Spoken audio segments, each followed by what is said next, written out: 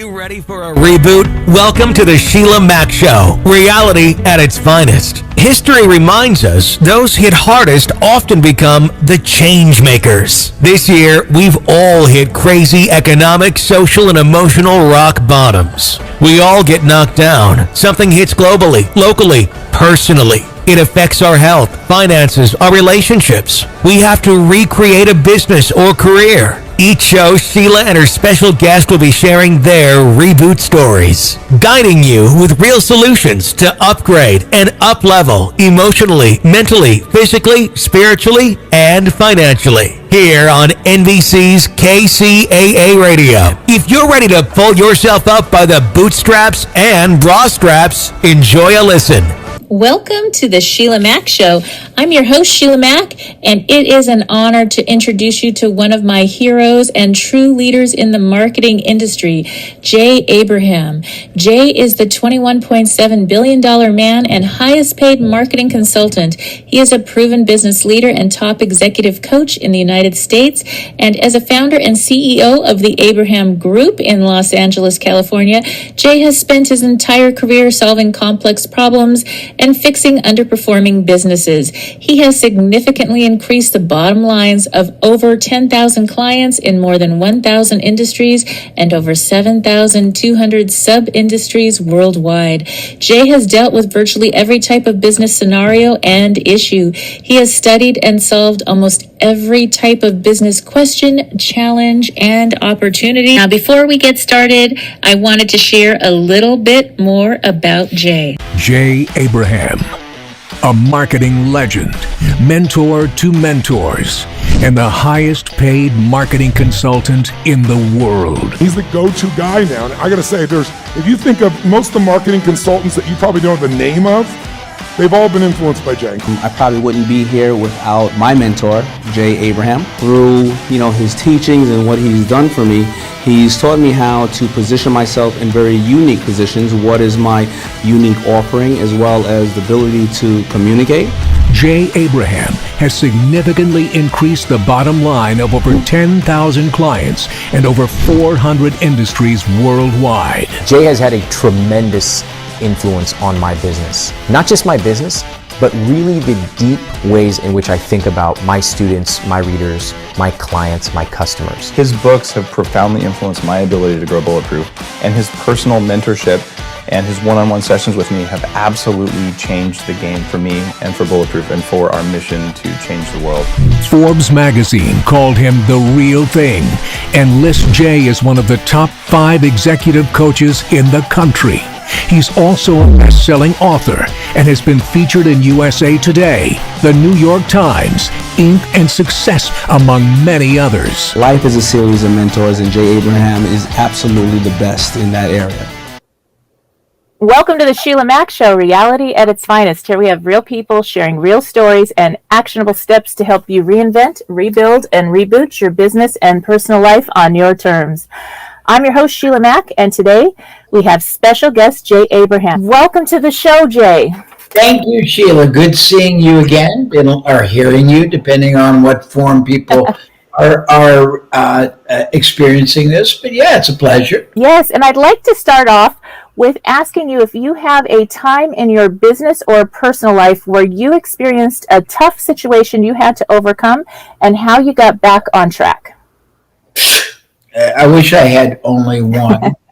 I could go through some of them. When I first, I'll start. I got married the first time at a courthouse, and on the way home, my then wife and I were in the middle of a 3-car accident, and we got towed in our demolished car to my parents, where we spent our honeymoon. That wasn't very good. Then we saved enough, and when we had our first apartment, the day we moved in, I got fired from my job, and I was taking the bus, and I took 3 buses to get home, and I waited till the very last at midnight because I was too ashamed, and I had to basically I put every penny we had into that apartment. One time, not long afterwards, I'd left our car unlocked and they stole our baby seat, and I couldn't afford a new one for a pay period. That was pretty bad. I had a job with a company. I moved to Dallas for, and right after I bought a house, they went broke and owed me $10,000 on my credit card. I couldn't pay, and they took my credit cards away. You want to hear more? Let's see. I had a client that was paying me $2 million right when back in the late 70s when gold first was introduced, and it was up to 800, and it dropped overnight, and they almost went broke, and they terminated me the week I moved into my new house and put everything in that, and I was making $2 million, and then I was making nothing. Let's see. I had a divorce that was supposed to cost about $300,000 and cost about $4 million. I got involved in a custody suit I was supposed to win, and instead I lost most of the custody and had to pay an extra $2,000 a month. You want to hear more? Let's see. I had a business partner that cost me $20-some million. I could go on, but the point is, we all have setbacks relative and relevant to our lives. It's just, what are your choices? I mean, the world doesn't care whether you're down for the count or whether you bounce back and with a gusto and zeal and take on the world and the challenges more passionately and purposely. And I don't think you have a choice. I think if you give up, it's pretty sad.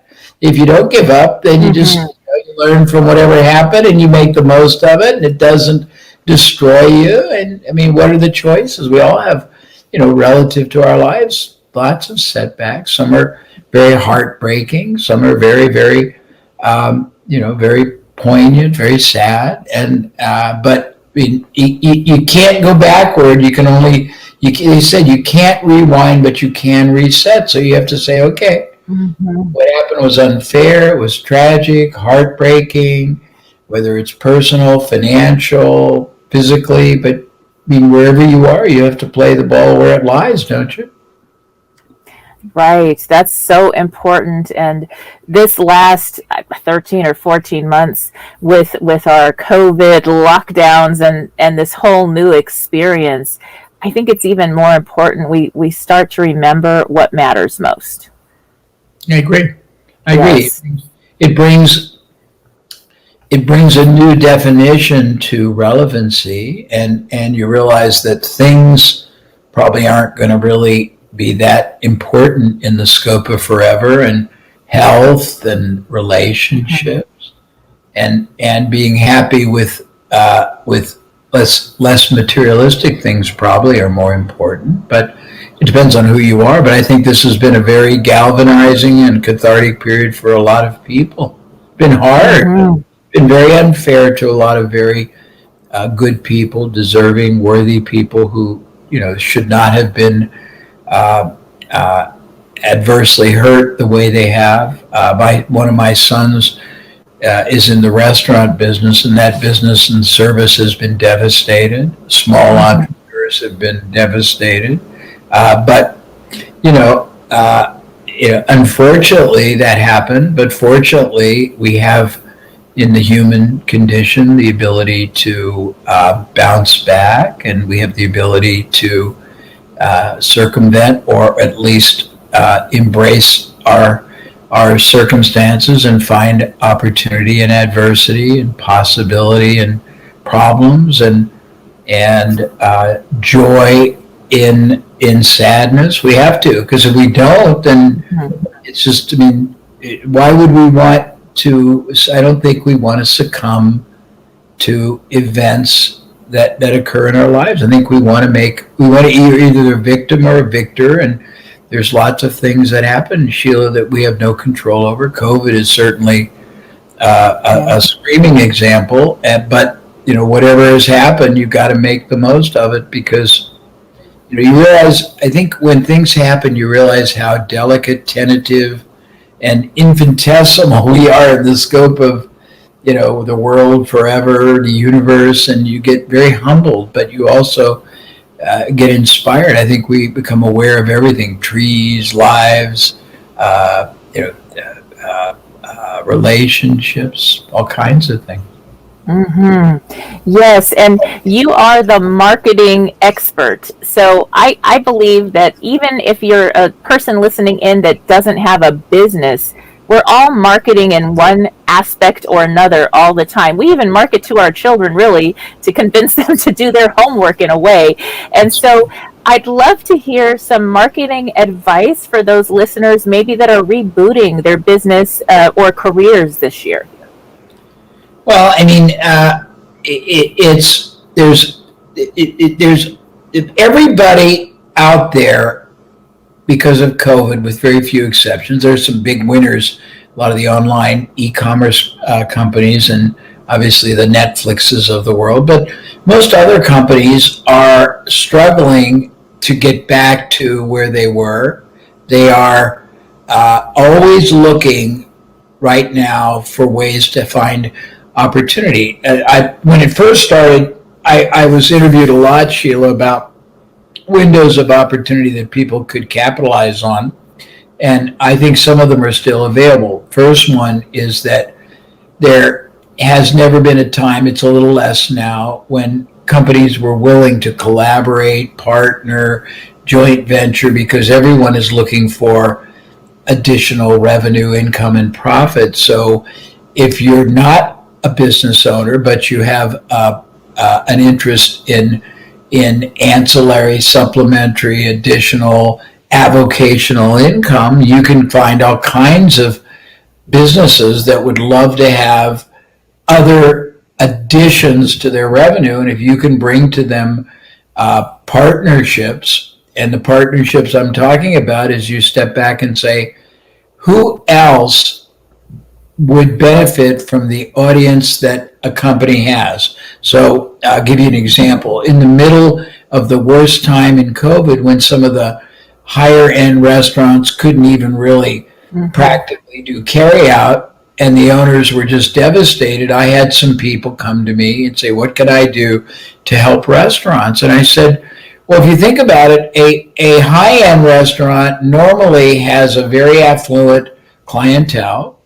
The whoever's in the front of the restaurant can be the owner, the chef, has a very bonded relationship with those clients. If they have a database, whether it's email, whether it's phone numbers, whether it's anything, you could go to those restaurateurs and make collaborations available. For example, let's say you worked out a deal with a luxury car company to make preferential offers to their audience and give the restaurant a commission or a fee for anybody that buys, or a jewelry store, or any of a number of things, and people would structure those kind of arrangements. There's a lot of businesses out there that are frankly against the ropes. They're in trouble and they've been just getting by, and they're probably in very dire condition. You can get control of those kind of businesses usually for no investment. And if you had two or three of them and you consolidated, or if you have a business and you can bring another business into it, and your existing fixed overhead can absorb it, meaning you have billing, you have collection, you have customer service, whatever it is, you can take a losing or a break-even business, and by absorbing it in yours, you could make a lot of money from it because you eliminate most of the fixed overhead. If you're not a business owner, you can go to any business independent and suggest they do that and offer to do it with them, for them, and either get a fee for doing it, get a percentage of the profit it produces. I mean, there's lots of really cool things. There's tons of people out there who are salespeople who have been, now they're coming back now, but they were diminished during COVID because they couldn't sell what they were selling. And I had people contacting them and getting them to work for their businesses strictly on commission, setting up deals for them. And there's lots of things you can do. We had a program we created many years ago called Master of Passive Income. And it took 10 different, I don't do it anymore. We had taught 10 different profit pathways that an individual that wasn't a business owner could take advantage of. They could go to businesses They could identify elements in that business that they could access for that business. And by just setting that up and doing it once, they could get paid over and over and over again for the revenue that would flow from that activity that they set up for the rest or for the company. There's all kinds of things you can do. We have another. There's a concept I created years ago. It's a form of what I call options trading, but it's not the kind of options you would think of. It's options on assets or access. And I'll tell you a good example. Many years ago, a friend of mine moved to California from the East Coast, and he was an entrepreneur, but he didn't have a business, and he was looking to use what I'm about to discuss with you. And he found that the Rose Bowl, the big stadium that they play the Rose Bowl and that UCLA University plays their football games in, was not being used at that time 85-90% of the time on weekends outside of the football season. And he went to the county that owned it and got the rights to use it in the off time on the off weekends as a flea market, and he got a long-term option to do it. He would have to only pay them a share of the revenue, and he had the rights in his agreement to bring in a partner. He didn't know anything about flea market, but with that contract in hand, he was able to go to the largest flea market management company. He got an advance payment of about $500,000 and an override on what they made. They paid the county. He made about $1 million a year just because he had the asset, which was the access to that property. So there's all kinds of things like that you can do if you understand it, and it's really exciting, and it's still true today. And when everybody is in search of more income, profit, revenue, anybody who can help provide it in a meaningful way can maybe not name their own deal, but they can set up deals and say, hey, I'll do this for you. Once it's said, I want a share of the revenue it brings in forever or for a period of time. And you could do 10 of those, 20 of those. You can do them in your backyard. You can do them one industry. You can do them anywhere in the country or the world. It's pretty true around the world. And we've done those kind of things for people all over. There's a couple of ideas. Definitely. I raised my family very close to the Rose Bowl. That's where I raised my family.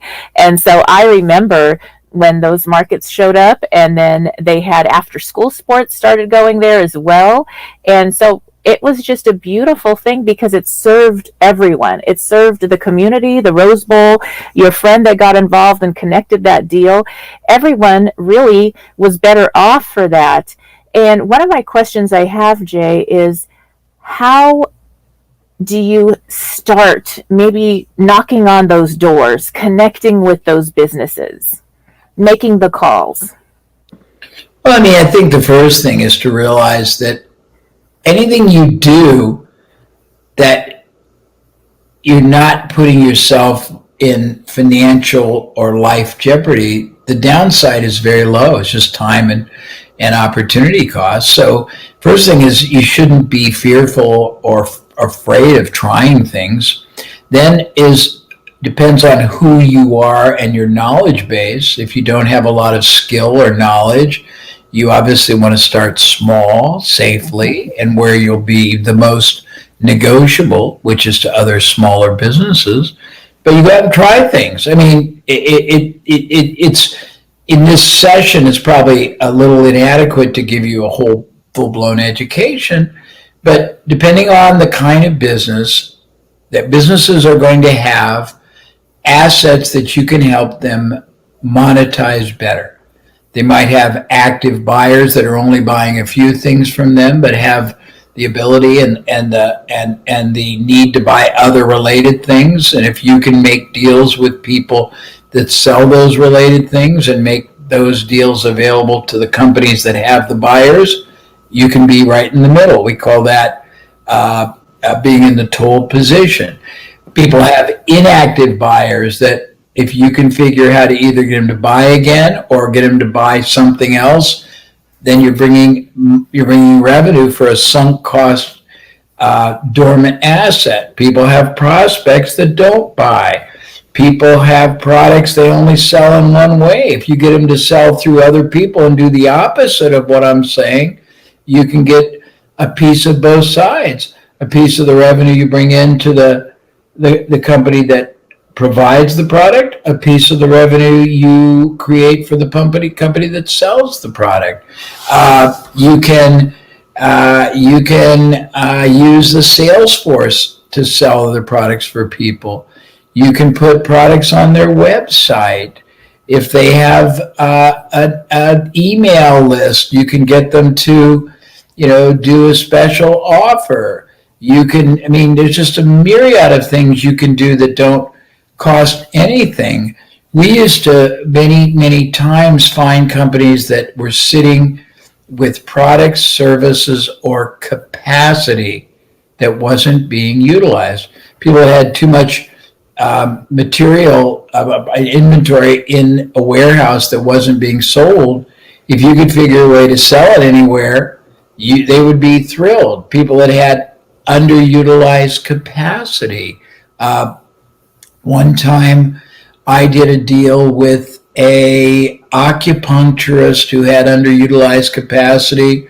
We packaged all kinds of certificates. We sold to beauty service companies to gift to their clients high discounts. So they paid very little for the coupons, the certificates, but they were worth a lot. And we did that because the acupuncturist knew that every time he got 2 new first-time users, one of them would come back 3 or 4 times and pay the $100 an hour. And we did that, and it was very, very successful. You can do things like that all day long with people and negotiate percentages of, if you sell the coupons or the certificates, percentages of the revenue that emerges from it. If it's a professional that can't give you shares because it's professionally illegal, you can still find ethical ways to get compensated. There's just a multitude of things people can do. I'd love for you to share about the Icy Hot sports cream medicine and how you were able to market that and really bring it to market with a very low marketing cost.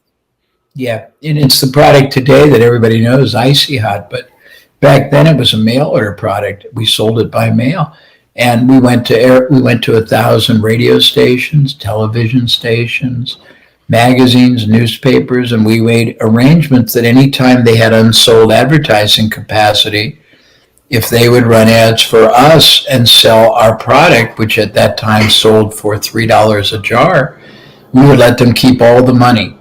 And we basically knew that every time we got 10 new buyers, 8 of them would buy every month forever. So we had a very little cost to send it out. We would absorb the little cost because it was a lot less expensive than wasting it on advertising that we paid for that may or may not have worked.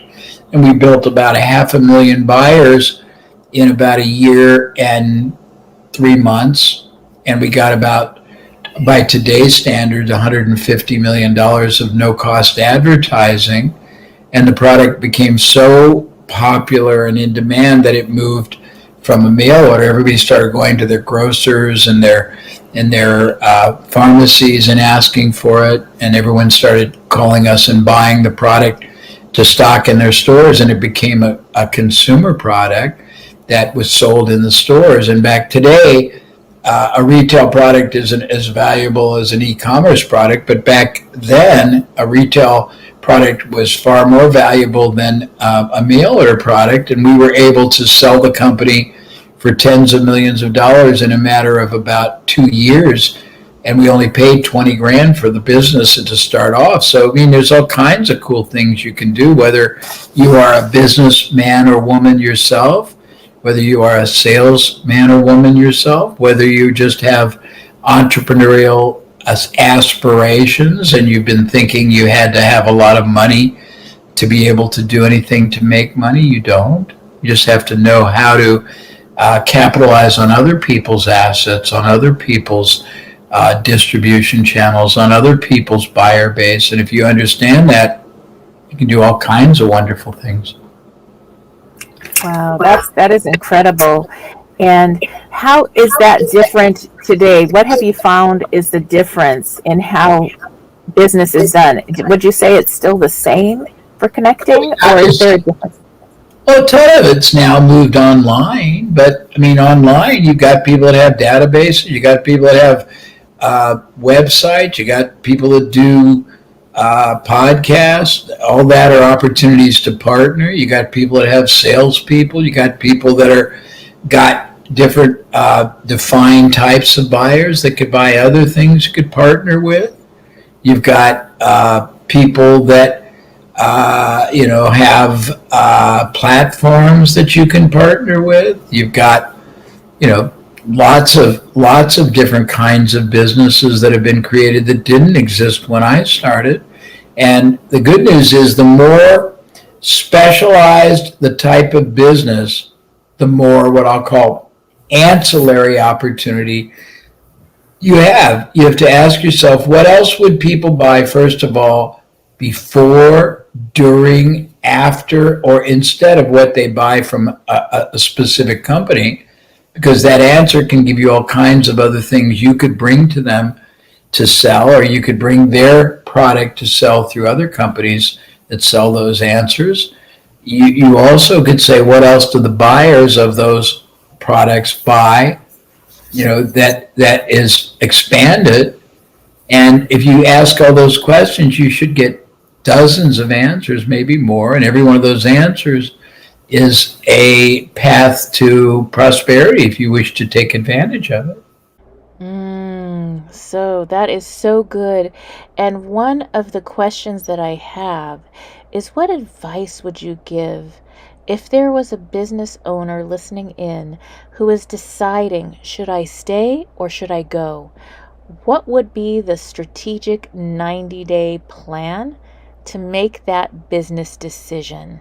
Well, I mean, it's a pretty macro question. I think the first thing is, can I leverage other people's assets? I mean, I don't know about today, but in the middle of COVID, radio stations, you're on radio, but they were literally not getting much advertising because their advertising base was functionally closed or weren't operating. And I helped about 500 radio stations do all kinds of collaborations, partnerships with people to sell things and share in the revenue. Today, it may not be the same. Maybe they've all bounced back. I'm not as deeply involved in the radio business as I was a year ago. But the point is that if you have a business, the first thing is, if it's not doing well, can you get anyone else to help you sell your product through or to their audience? Can you get any media to market for you, and instead of speculating on advertising, tie your payment to them on results that are generated and that can be measured? Can you get salespeople to take your product or service to markets that you're not penetrating? Can you get anybody online to sell it to their audience?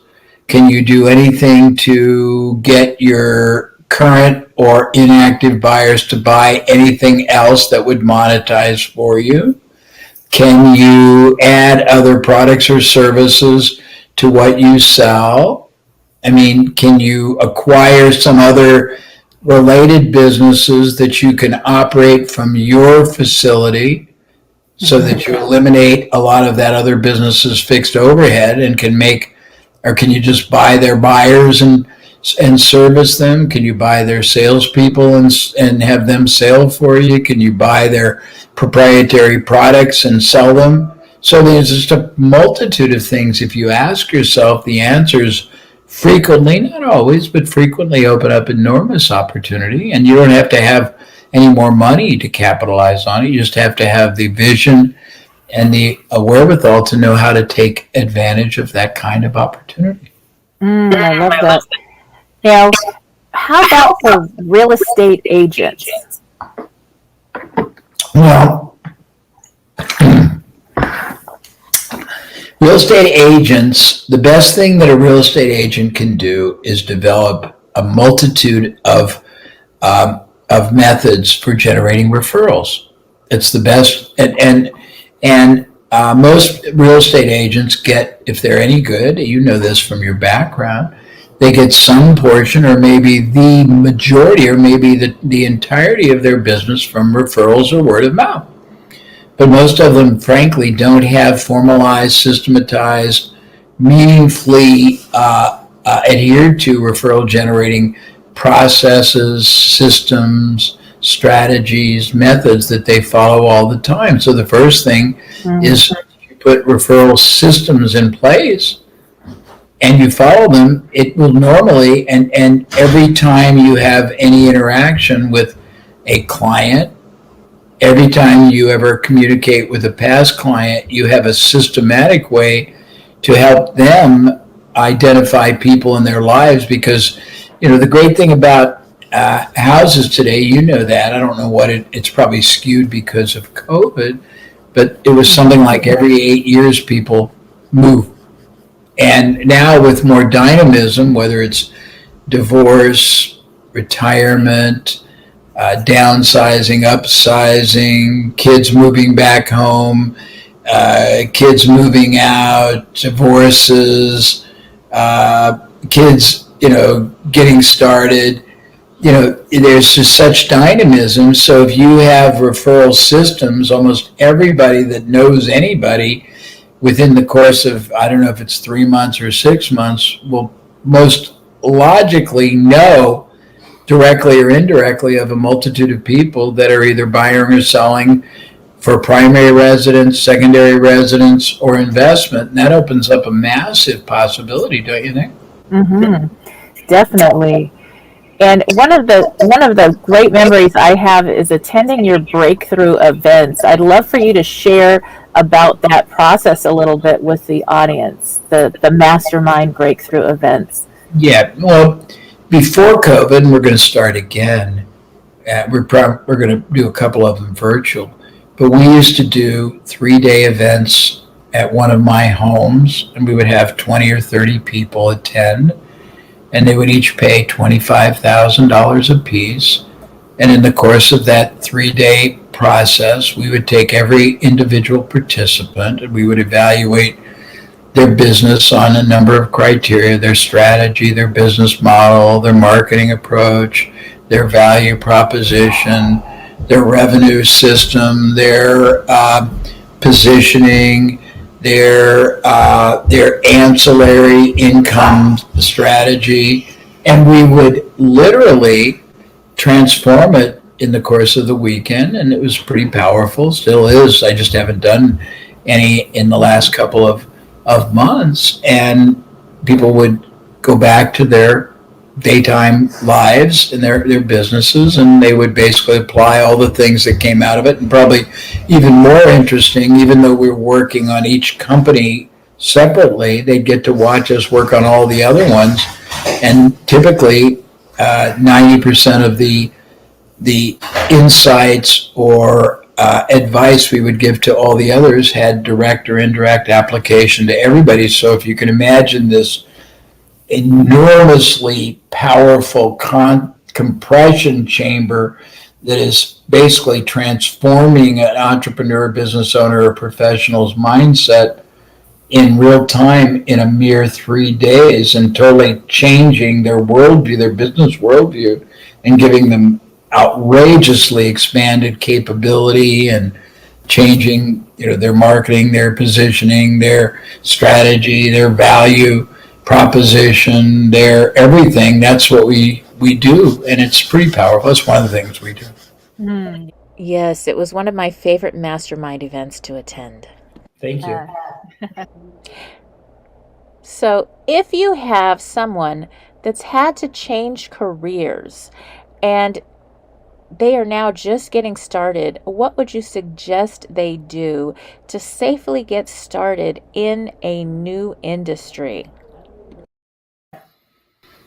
Well, I mean, there's many ways. It depends on urgency and economic need. If you need to move into something that is going to make you an equivalent or a superior income to that which you were making pre-COVID, then you probably need to get career training, because I don't know that things are going to have that rapidity.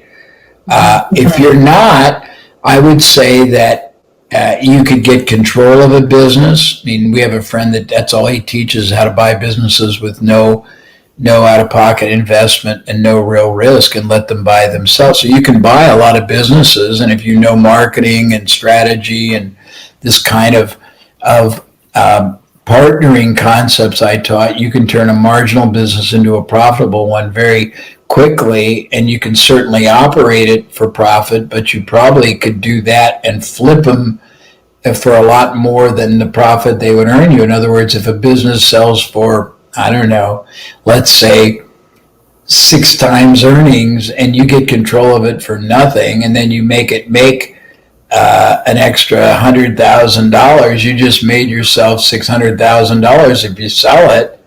And every time you do that, you can do that over and over again. When you learn all the mechanisms that somebody like I teach, you can become a salesperson. People don't understand selling is a wonderful profession, and you can get control of lots of things.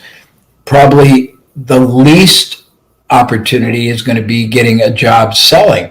A better opportunity is going to people that don't even have salespeople and getting the rights to be an external salesperson for them, because you can do lots of things. Many companies only, pardon my voice, they only generate their business from one area activity approach. Most of them do not have a sales force, do not have any sales representation.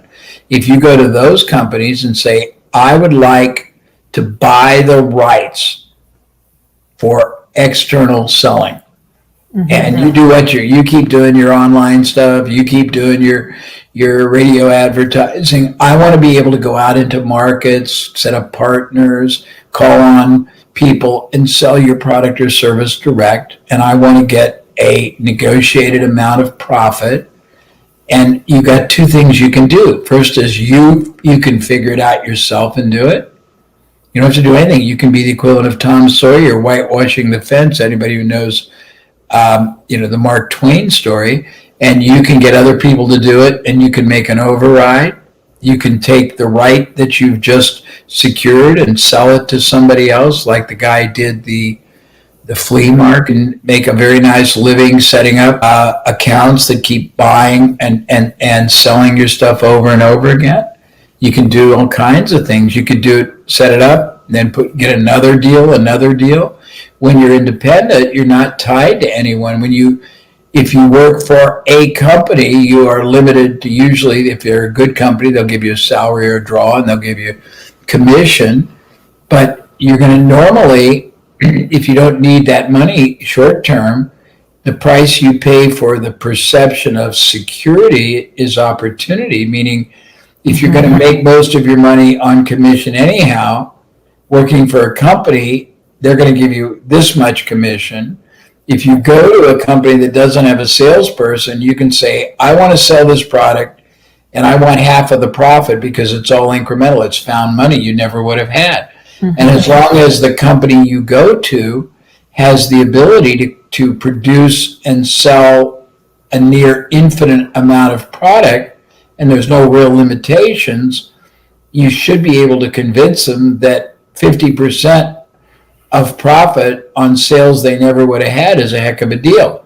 But making 50% means that every sale you would make at 50% is 5 times more profitable to you than working for a company that gives you 10%.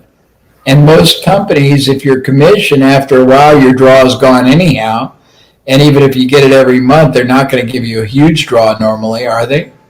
Right, no. They're going to give you a little draw. So again, if you have the wherewithal to not worry about the startup mode, I would rather get control of products that I'd have permanent participation on, because you can sell them, you can bring other people in and give them 30% instead of 50. You can do all kinds of things. That sounds fun.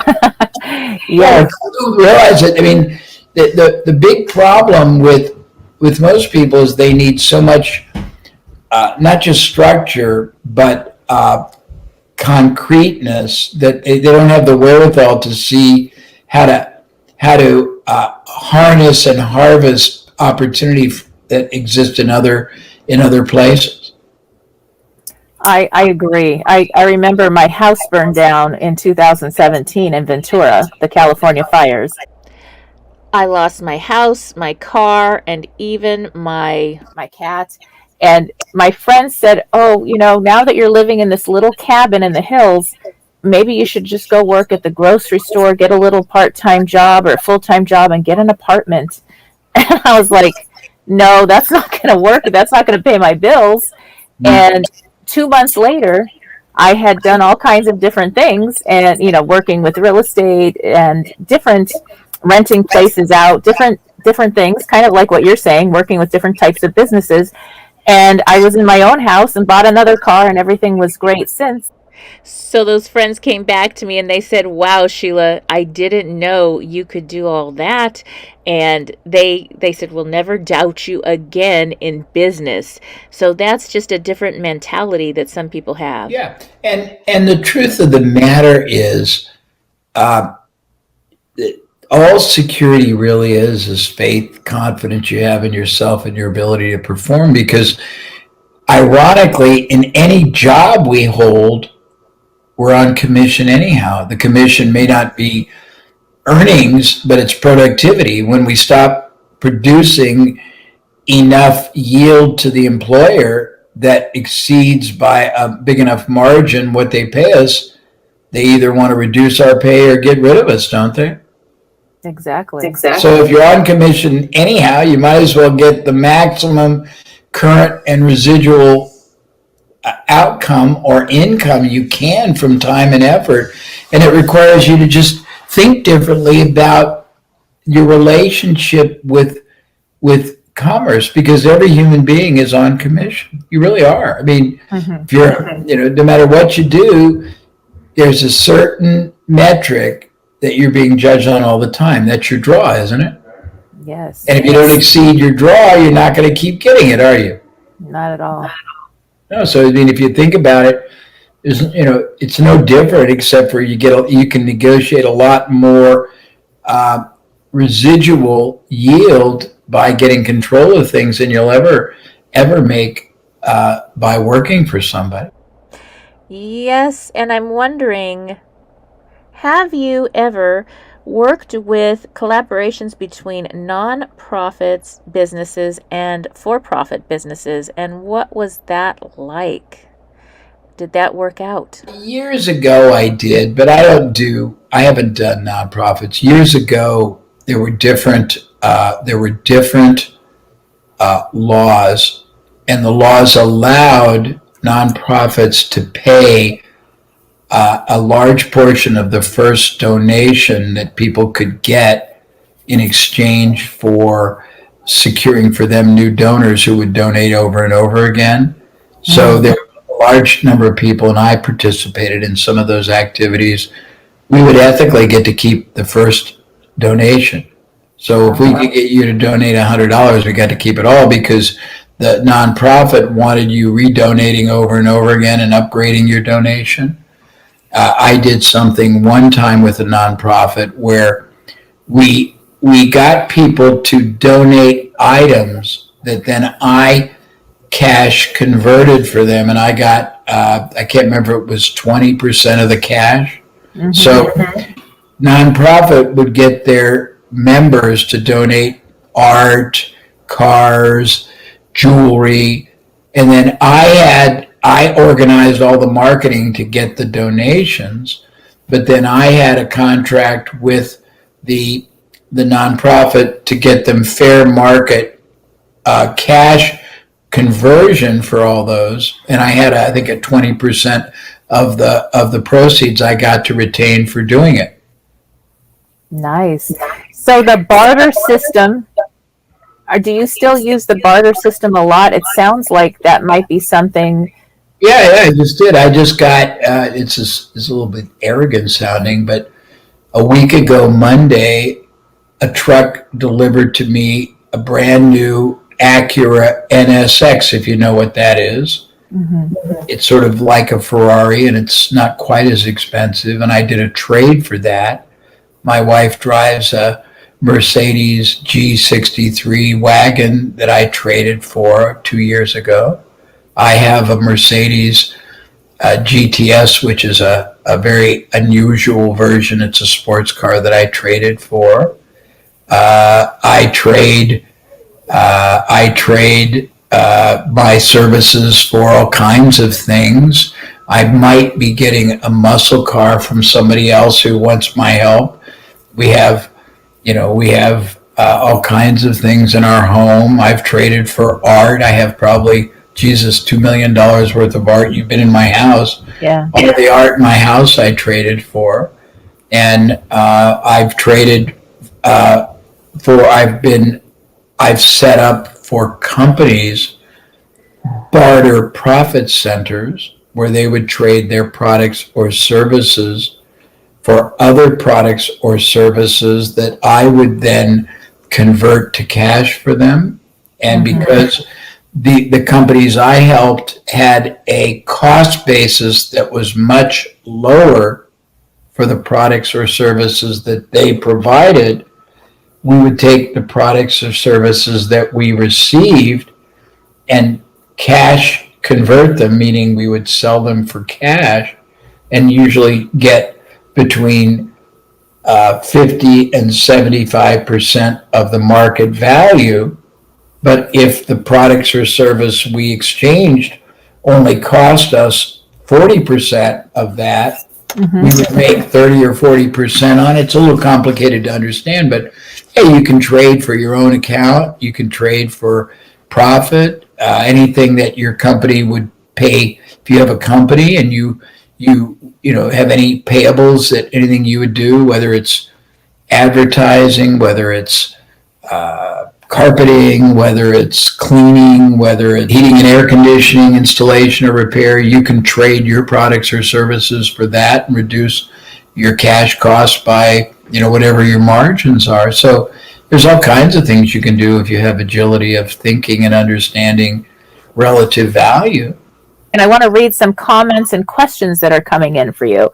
Okay, so so I have somebody that says, hello, Shankar. She says, I am a preacher in a charity and help needy people, but now her services are closed. What advice do you have for any religious groups that are trying to get back on track this year? Can't hold services, then the question is, what products or services, not religious services, but services, can you make available to your congregation that you can monetize so at least you have your finances flowing? How many other ways can you disseminate your good work, whether it's through a maybe a more of a podcast or a Zoom or whatever this the vehicle is. So you can do all of that. Can you go through all your congregation members and see any entrepreneurs there that you can do any of these things for, and help them and use the proceeds you create either to fund your overhead, to fund your lifestyle, or to fund some of these vehicles that'll let you reach your congregation and expanded ones through other vehicles like Zoom or marketing things. You have to realize this: whatever the perceived problem, there's always a solution for it. Yes, that is so helpful. And let's see here. Another question that's come in is, how can I incorporate my young... Okay, so they have a beauty supply type business, and they also have a window cleaning business. Is there a way that those two can tie together?